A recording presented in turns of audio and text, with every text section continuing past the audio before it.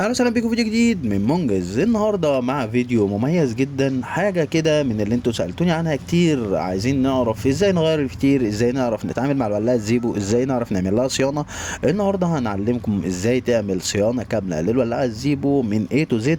يا ريت بقى مع بعض اللايك المتين. يلا يا جماعه، عايزين نشد بقى شويه في القناه، وما تنسوش تعمل اشتراك في القناة وتفعل زر الجرس عشان يوصلك جديدنا أول بأول. مبدئيا نتأكد مع بعض على الولاعة زيبو ازاي انها ولاعة زيبو. دي نقطة مهمة جدا بتفرق مع كتير جدا من الناس. مبدئيا الرنة أو صوت الرق بتاعها مش هو الصوت الأوحد في الولاعة. مبدئيا صوت الرنة ده بيتغير على حسب التون أو الطول بتاع الجزء الداخلي اللي احنا شايفينه عندنا ده كده. الجزء ده كل ما بيتوسع ويتضيق بيتغير صوت الرنة بتاعتها. فبالتالي مش ده الحكم الاساسي اللي احنا بنحكم بيه على الولاعة، تمام. انما بنحكم عليها من خلال حاجات تانية. مبدئيا الدخل بتاع الولاعة لازم يكون مكتوب عليه ميدن زيبو زي ما احنا شايفين كده. هو الدخل بتاع الولاعة لازم يكون مكتوب عليه ميدن زيبو بالشكل ده، ميدن زيبو USA زي ما احنا شايفين كده، تمام.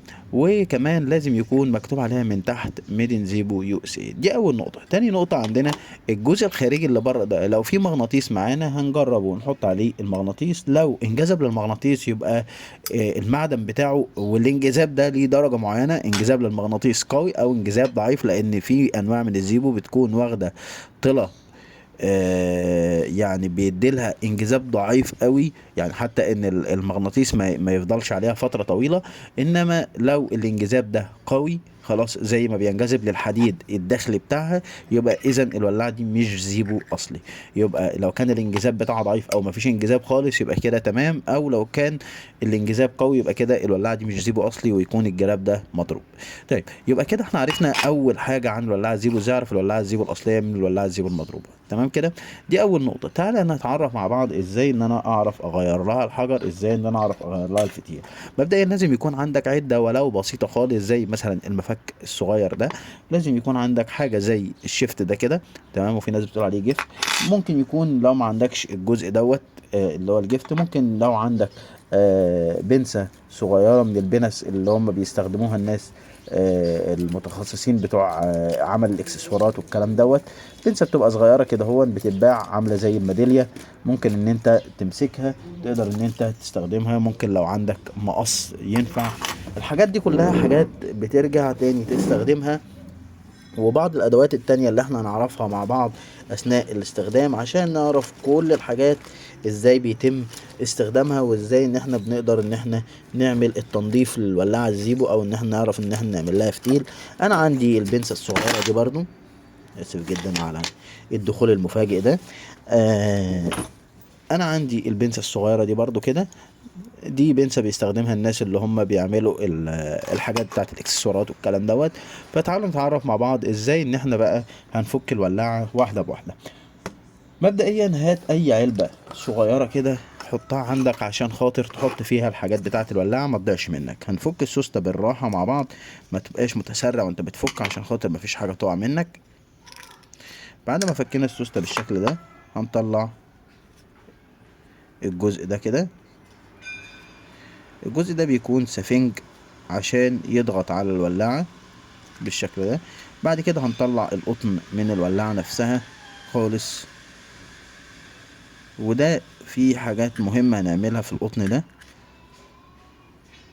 هنطلع كل القطن بتاع الولاعة من جوه.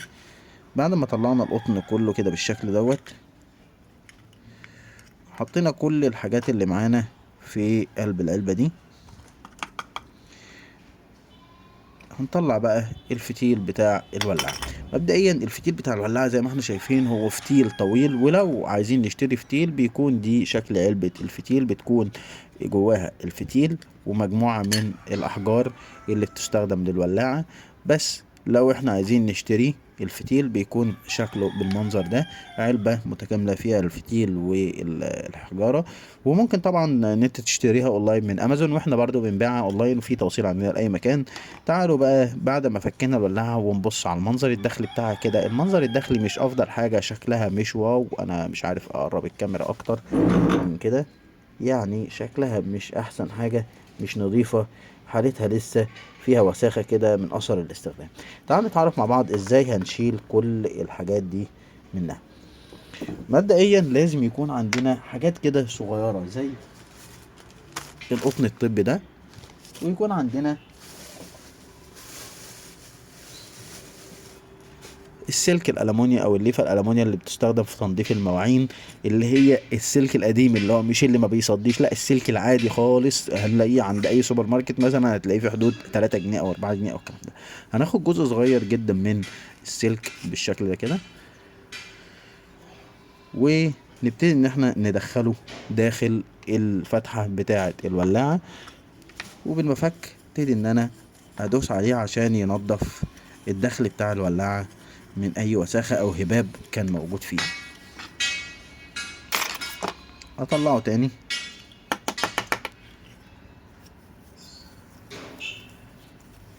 طبعا بيفضل ان انا لو عندي الشيفت ده هيبقى حاجة كويسة جدا، لو ما عنديش استخدم المقص امسك بيه عشان اقدر ان انا اتحكم في السلك يروح في كل الاماكن الضيقة والصغيرة عشان تتنضف الولاعة بتنظيف كامل وتنظيف تام. طيب انا لحد دلوقتي شايف ان الولاعة لسه ما اتنضفتش ولسه فاضل فيها وساخة كتير جدا، ولسه الحالة بتاعتها ما ظبطتش معايا. ممكن ان انا ابتدي اكحت السواد اللي جواها كده بالمفك نفسه، تمام، عشان خاطر ممكن السلك مش طايل الاجزاء دي او الاجزاء دي ناشفة شوية عليه، فمش طايلها بشكل كويس. ابتدي ان انا اكحت كده بالشكل ده.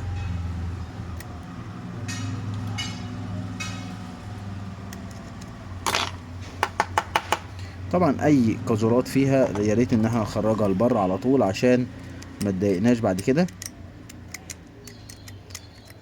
بعد ما عملنا التكحيت اللازم، طبعا انت مش هترجعها جديده، انت بس كل ما هنالك ان انت بتحاول ان انت تنضفها عشان خاطر ما تطلعش هباب لونه اسود وانت بتولعها او الكلام ده، بس مش اكتر من كده. انما عمر الولاعه ما هترجع جديده تاني زي ما كانت.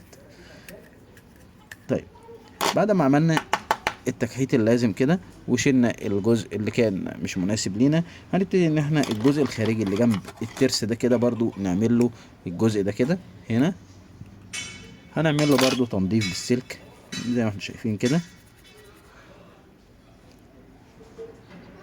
عشان يتنضف معانا برضو يبقى شكلها نضيف.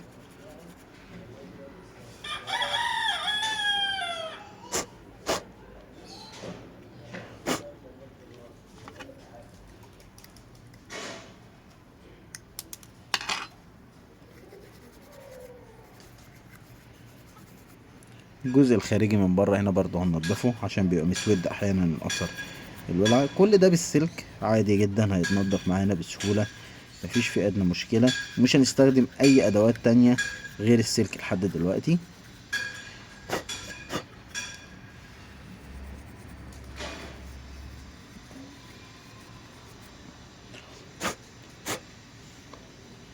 بعد كده في جزء هنا داخل كده صغير زي ما احنا شايفين، الجزء اللي هو تحت السوستة بتاعتها، الجزء ده برضو محتاج ان هو يتنضف شوية، فنبتدي ان احنا ننضفه.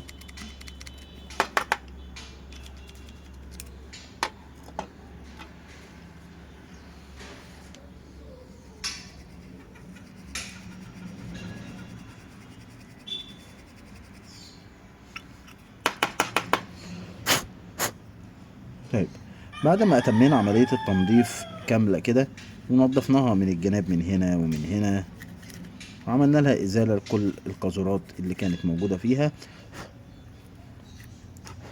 ممكن نستخدم فرشة من فرش السنان القديمة عندنا. نبتدي ان احنا نشيل بقى الشوائب بتاعة السلك نفسه عشان خاطر نعرف ان احنا ايه، نكون حصلنا على التنظيف اللازم. وهقول لك برضو لو مفيش فرشة السنان دي هي ممكن تعمل ايه.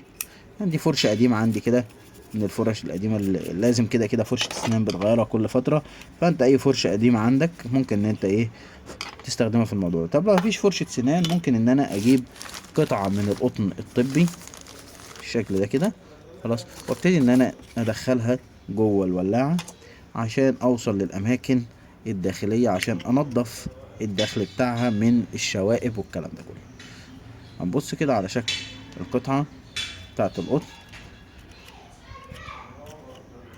هتكون شالت كل القاذورات والوساخة اللي كانت جوه الولاعة بالشكل ده. وبعد ما نضفناها من هنا ومن هنا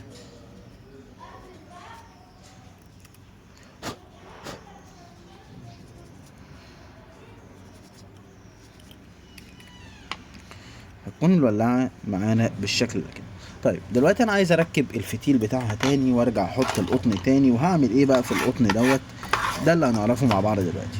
مبدئيا عشان ارجع الفتيل بتاعها لوضعه تاني فلازم ان انا اكون بس حريص شوية في الاستخدام. انا عندي الفتيل هنا في حتتين، حتة اتحرقت وحتة تانية لسه سليمة. هدخل من الحتة اللي اتحرقت هبرمها كده، خليها ارفع شوية، هبتدي ان انا ادخلها في الفتحة الصغيرة دي واكون بس دقيق شوية في الشغل عشان نشوف كده مع بعض. لما ادخلها في الفتحة دي ابتدي ان انا الف كده، فهتبتدي ان هي تدخل لجوه. خد بالك ان الفتيل ده كمان اللي انا بستخدمه ده فتيل تخين مش فتيل رفيع، فبالتالي دخوله بيكون اصعب من الفتيل العادي. بعد ما دخلته بسنة صغيرة كده اجيب المقص الصغير بتاعي او الجفت او اي حاجة، ابتدي ان انا اسحب الفتيل من جوه كده،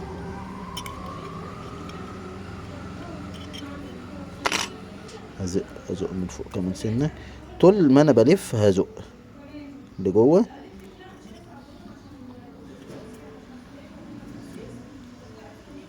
ما تحاولش ان انت ترفعه او ان انت تقص منه عشان تدخله او الكلام ده، لا هو بس ايه، اقعد ابرمه بس كده، هو هيرفع للحجم المناسب اللي ايه يدخل معاك. بعد ما عملنا كده تاني ان احنا نزقه بالشكل ده. طب طول الفتيل ده بيفرق معايا في ايه؟ ما اقص الطول ده وخلاص اخد حته صغيره على قدها، لا لازم الفتيل يكون طويل لتحت. او بعد ما زقناه او بص كده بسهوله جدا جدا، او انا بشده اهو مفيش ادنى مشكله، بسهوله جدا جدا الفتيل كله دخل معانا اهو مفيش ادنى مشكله. يبقى اظبط الطول المناسب بتاعي قد ايه تحت الترس بسنه.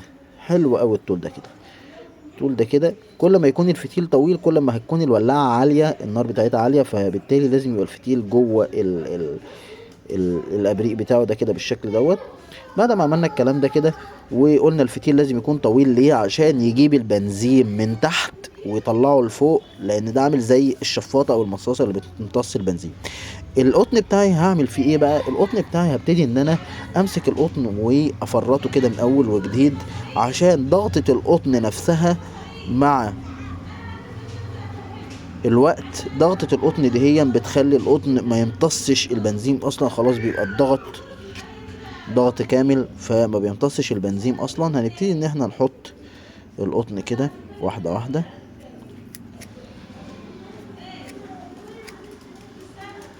معانا كده بالشكل ده. حطينا اول جزء، تعال ناخد جزء تاني برضو. بص في ان احنا بس ايه نفككه كده بس من بعض شوية عشان خاطر يرجع يمتص البنزين تاني. والكلام ده لو الولاعة كانت مركونة فترة مدتها سنة او الكلام دوت نقدر ان احنا نعمل فيه الشغلانة دي. انما لو انا بستخدمها على طول باستمرار مش كل شوية اطلع القطن واقعد ايه اعمل فيه الكلام ده طبعا. هبتدي احط القطن واحدة واحدة، خليكم معايا.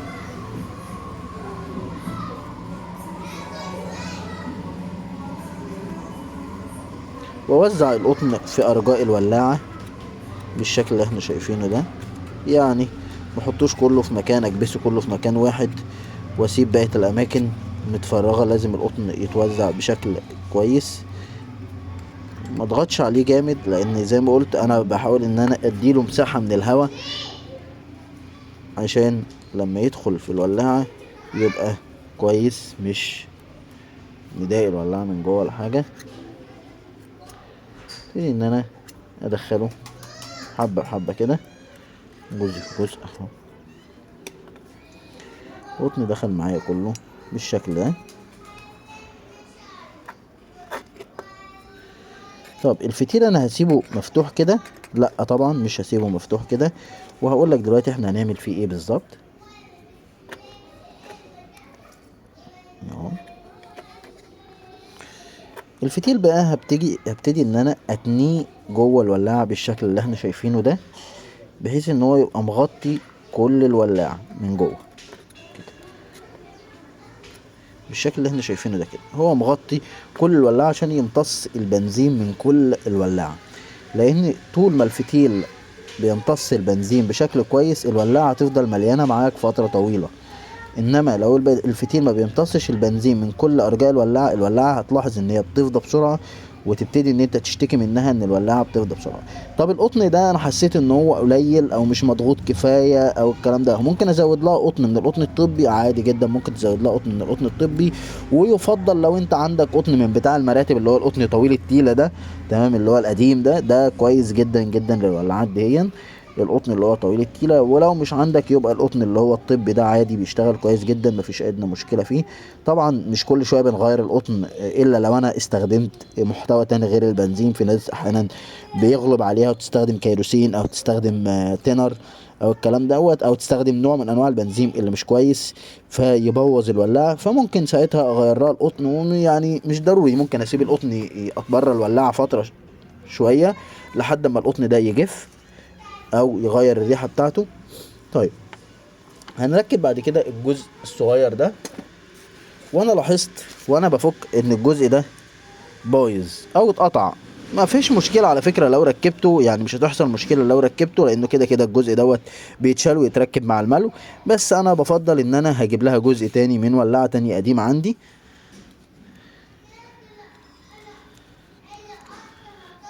الجزء ده جزء من الجزء كده من السفنج، تمام. هبتدي ان انا احطه جوه الولاعة عشان الجزء اللي كان اتقطع مني ده ما يعملش اي مشكلة في الولاعة. هو طبعا زي ما قلت طول ما هو سليم بالشكل دوت مفيش اي مشكلة، هيضغط على القطن وكل حاجة. بس انا فضلت ان انا ايه يعني ما يبقاش معايا الجزء دوت او يبقى شكله مش حلو ولا حاجة، لا اركب جزء تاني غيره. وكده انا قفلته مكانه عادي جدا اهو كده بالشكل ده كده، هيضغط على الولاعة زي ما احنا عايزين. بعد كده هنركب الحجر وهنركب السوستة، ولازم نكون حذرين بقى في الموضوع دوت. مبدئيا احنا هنركب الحجر بتاع الولاعة.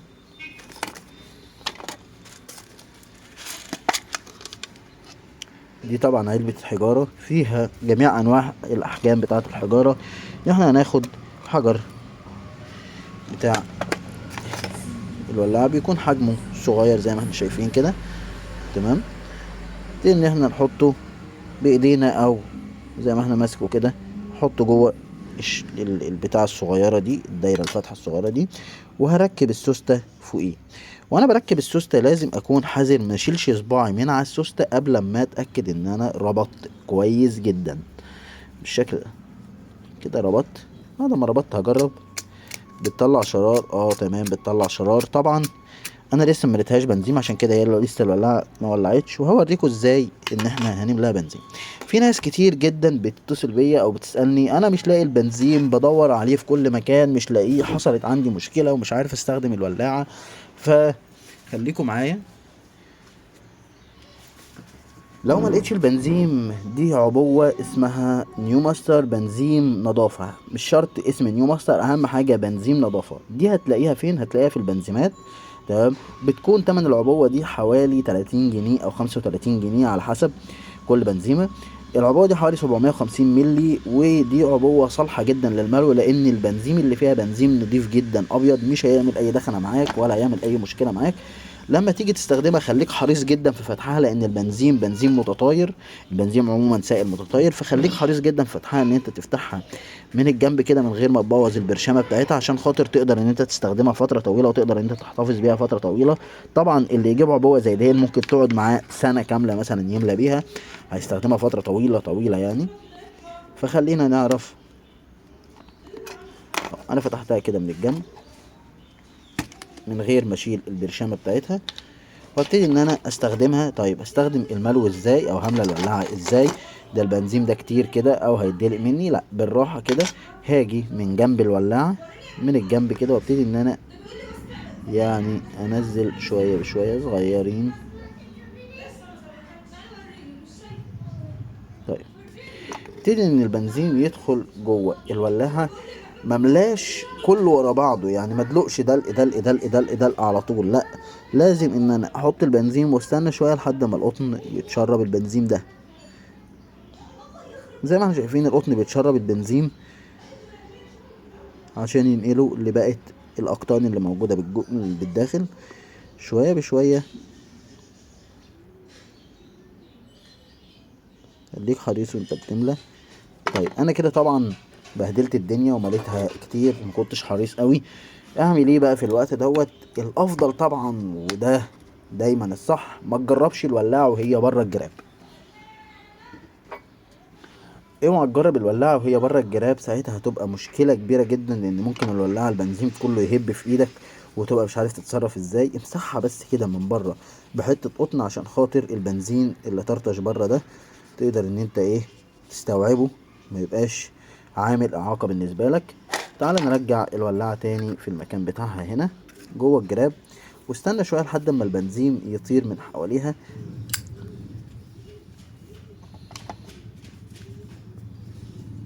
يلا نجرب مع بعض الولاعة، وغالبا هتهب معانا زي ما احنا شايفين، بس الولاعة شغالة والكفاءة تمام مفيش فيها ادنى مشكلة. وبكده نبقى عرفنا كل حاجة عن الولعان البنزين. طبعا النار اللي مولعة من الجنب دي ده بسبب ان البنزين جه على الترس والكلام ده. شوية كده مجرد ما البنزين يتطاير هترجع تولع بشكل طبيعي زي ما احنا شايفين. طيب دي كانت كل حاجة عن الولاعة الزيبو، وازاي ان انت تعرف تستخدمها وازاي ان انت تعرف تتعامل معاها. كان معاكم منجز، ويا ريت لو عجبك الفيديو ما تنساش تدوس لايك وتشترك في القناة وتستنى فيديوهاتنا الجديدة اول باول. سلام.